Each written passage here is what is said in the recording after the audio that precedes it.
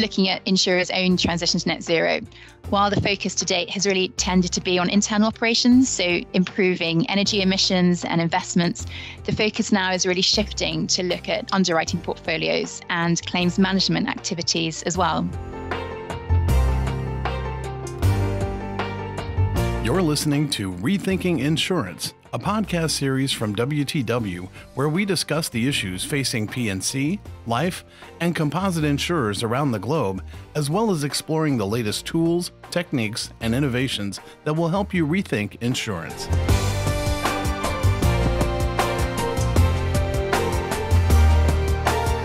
Hello and welcome to Rethinking Insurance. I'm your host, Tina Thiem, and today I'm delighted to be joined by my guest, Michelle Ratcliffe. Hey, Michelle. Hi, Sina. Nice to join you today. Today's discussion is one of our ESG specials, and the key theme of the specials is how insurers, as key asset owners and as key risk takers and risk managers, can and have to play a vital role in moving to a more sustainable future. The key questions for us in WTW, I think, are how insurers can design a top-level ESG strategy and align that with their overall appetite, motivation, aspiration, and how they can embed that into their functional strategies, and that how they can translate that into more specific ESG programs, right? We're also looking at how insurers can incorporate ESG factors into their strategies and target portfolios. So both from an underwriting side and an investment side, factors such as resilience of buildings that are being insured, gender pay gaps at insureds, etc. We're also looking at how insurers can identify growth opportunities that are arising from the transition to a low carbon economy because of new technologies, new sectors, new regions, new consumer groups. And of course, we're looking at how insurers can identify climate change related risks and assess their materiality and assess their potential impact for different time horizons, adjust modeling approaches and assumptions and parameters where required, and include climate change related risks in wider risk monitoring and risk management frameworks. And I can't forget about data, right? So we're looking at how internal and external data and models are used and how to define metrics that can measure your progress against the targets you're setting. Michelle, our focus today will be the impact of the transition to a low carbon economy on insurers, as well as insurers and how they can support the transition. And it's great to have you here, actually, because I think you can bring a bit of a different lens to the subject than us actuaries. You joined WTW in early 2023 and previously worked at the law firm CMS for 17 years. And I think there you spent the majority of your career in the insurance and reinsurance teams, advising on wordings, policy covers, acting in the defense of claims across a variety of business lines.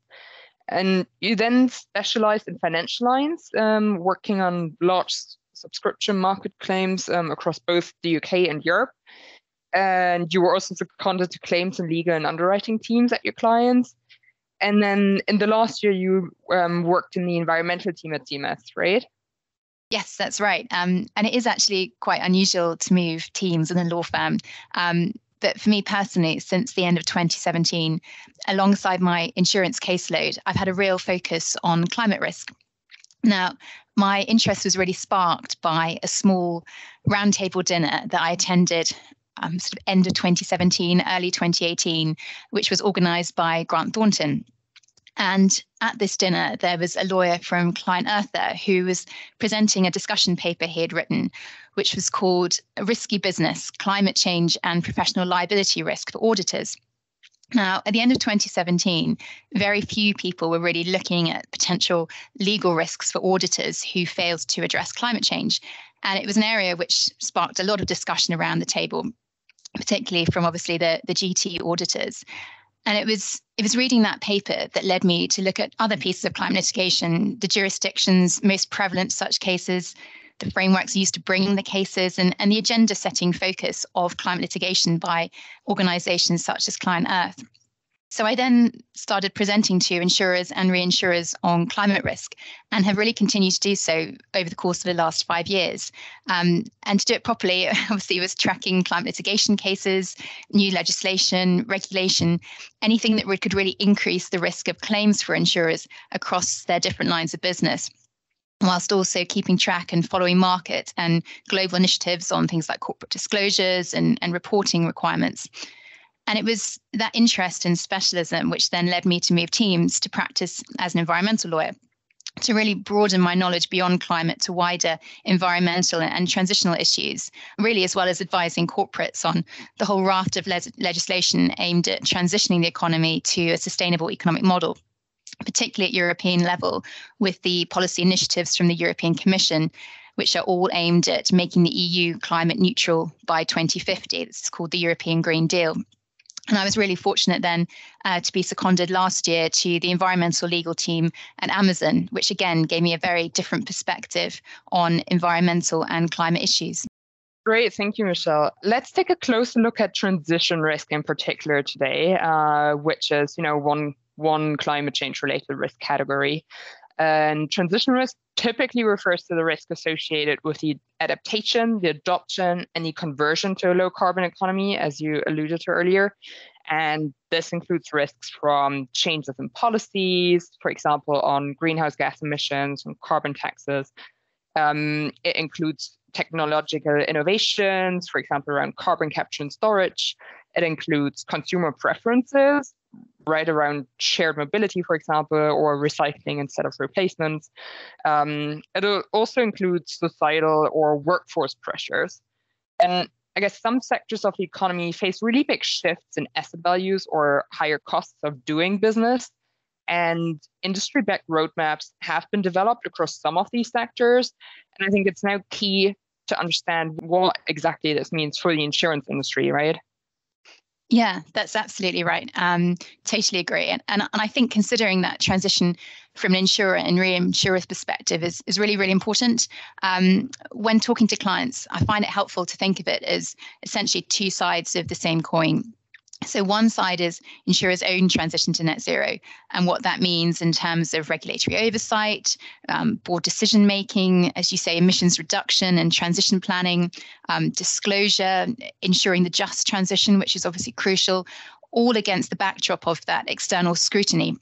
And really the difficulty in providing comparison between insurers, given that each transition will vary hugely depending on client base and books of business and the like. And then on the other side of the coin, there are then the implications, as you say, of the global transition to net zero amidst the impacts of climate change. And again, what does that mean for insurers? So looking at differing risks, different claims, different responses to claims, that's a likely policy response. The suitability of capital modeling, pricing and reserving, so very much kind of the actuarial, your expertise there, and the opportunities that are available in terms of developing market leadership and new product offerings, and equally being seen to be attracting those kind of new client bases as well. There's a lot to consider. Yeah, no, there really is. And the pace of developments in the field are really significant. Just looking at insurers' own transition to net zero, while the focus to date has really tended to be on internal operations, so improving energy emissions and investments, the focus now is really shifting to look at underwriting portfolios and claims management activities as well. And to get a bit of a steer on potential considerations for underwriting strategies and target portfolios, I think it's useful to take a look at the target setting protocol that was published by the Net Zero Insurance Alliance, the NZIA. These are requirements for NZIA members only, but obviously also provides useful thoughts and recommendations for non-NZIA members, right? Yeah, absolutely agree. It's a really interesting protocol.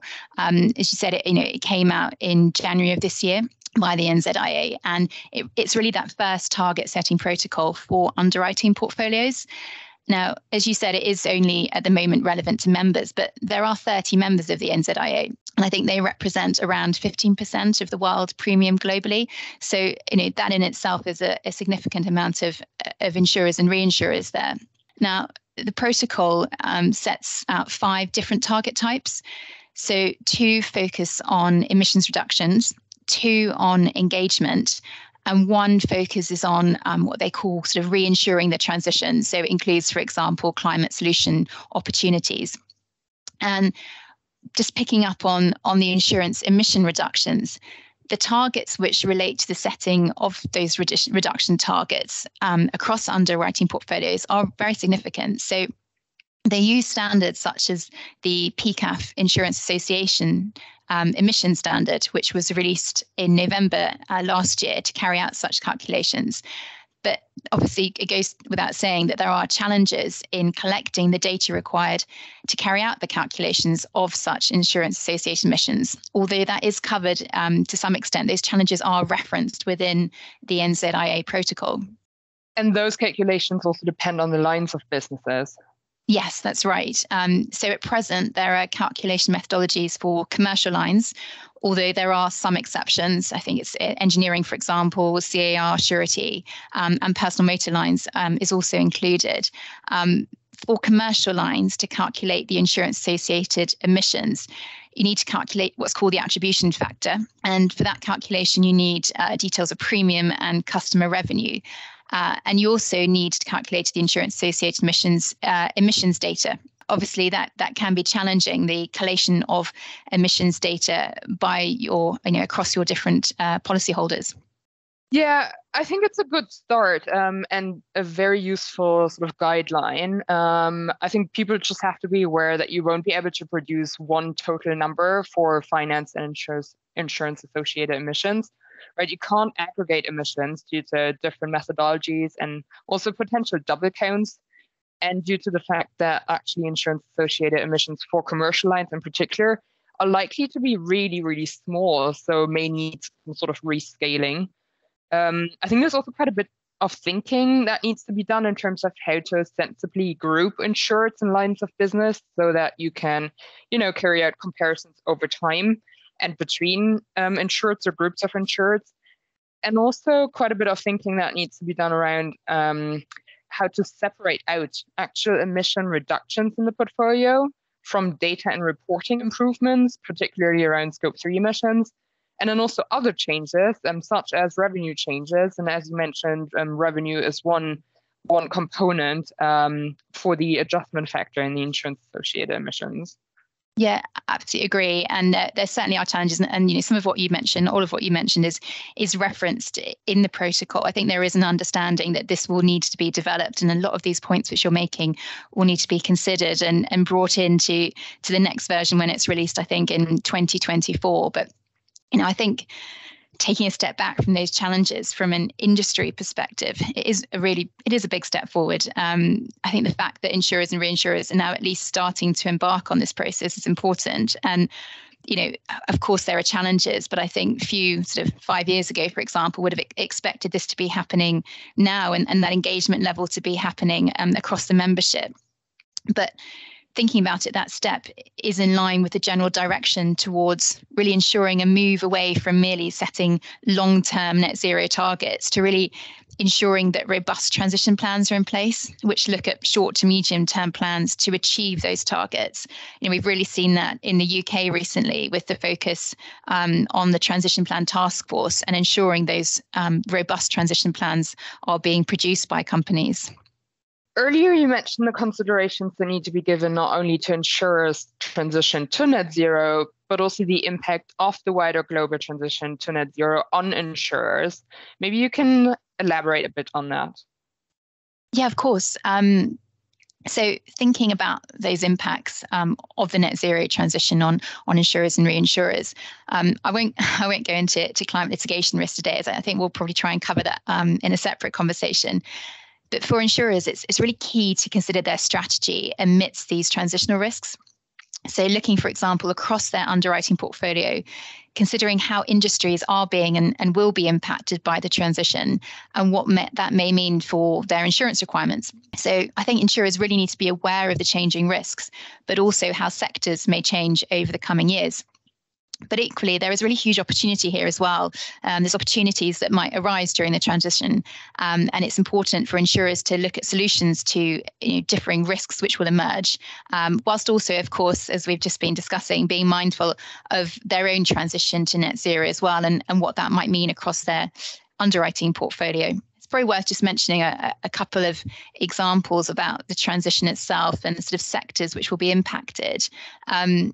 I was at a conference recently, or seminar really, about shipping and the transition within the shipping industry, which was really interesting. And essentially, the International Maritime Organization has committed to reducing total greenhouse gas emissions from shipping by 50% compared to 2008 levels by 2080, and also to reduce carbon intensity of shipping by at least 40% by 2030. There are then also other coalitions. I think there's one Getting to Zero coalition, which has 200 organizations who are committed to getting commercially viable deep sea zero emissions vessels powered by net zero emission fuels into operation by 2030 to ensure full decarbonisation by 2050. Now, this is really interesting, particularly given the fact that any ships operated, can operate for 20 years or more. So that means that ships entering the world fleet around 2030 can be expected, possibly to still be operational in 2050. So these transitional risks, these changes in fuel, for example, for ship owners, there's big decisions to be made. There's obviously a risk of stranded assets. There's risks of investing in the wrong type of technology. And a lot of these decisions are actually being made now without really knowing exactly what the best option is, for example, for alternative fuels. And it is a challenge for the shipping industry, what fuel to select. There are a number of different options. So in China, for example, they've seen a huge growth in the number of liquid natural gas, so LNG vessels, I think the most in the country's history last year. I've also seen that Disney announced last year on their Disney cruises that they're going to be building the first green ethanol cruise ship. So, different choices are being made. And there's then the question of, do you purchase a new ship? Do you opt for retrofitting? Retrofitting, as I understand, is a very complex process, a lot of time and skill required. You need the availability of dry docks. And then there's lots of questions about actually operating those ships with this different type of fuel on board. And I think, all these important issues are really important for underwriters in that industry to understand, what does this mean for their portfolio, for example? What does that mean to the changing risks having this LNG fuel on board, for example? I mean, I think we're all probably more familiar with transition risks and on vehicles, for example. So we're really seeing obviously that move to e-vehicles, scooters, bikes, cars, all reliant on batteries. And I think we've probably all seen in the press in recent weeks that there's been an increase in the number of fires caused by lithium batteries in electric bikes and scooters, particularly in the US, which has been taken so seriously that New York state lawmakers have actually very quickly introduced 2 bills aimed at addressing the growing number of fires. There's one which requires all lithium-ion batteries and chargers for sale in New York to meet sort of certain minimum industry safety standards. And there's a second which essentially bans the sale of second-hand lithium batteries for e-bikes and e-scooters and mopeds.